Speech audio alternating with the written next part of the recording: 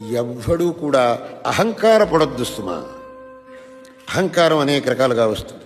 నాకు డబ్బు ఉంది అని కొంతమందికి అహంకారం, నాకు విద్య ఉంది అని కొంతమంది అహంకారం, నాకు అధికారం ఉంది అని కొంతమందికి అహంకారం, నాకు శక్తి ఉంది అని కొంతమందికి అహంకారం. శంకరులు అన్నారు, ఇవి ఏవి శాశ్వతం కాదురా నాయన.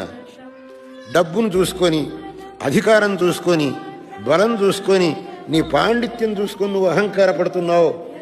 ఇవి ఏవి శాశ్వతములు కావు. వీటిని చూసుకొని నువ్వు అహంకారపడ్డావు అనంటే అది చాలా పెద్ద పొరపాటు. మా కురు ధనజన యౌవన గర్వం హరతి నిమేషాత్ కాల సర్వం. ఇవన్నీ నిమిషంలో హరించుకుపోతాయిరా నాయన. వీటిని చూసుకొని ఎందుకు అహంకారపడతావు? ఆ అహంకారం వచ్చింది అనంటే అప్పుడు ఇక మన వల్ల తప్పు పనులు జరుగుతాయి. ఈ అహంకారం ఉన్నవాడు తప్పులు చేస్తాడు.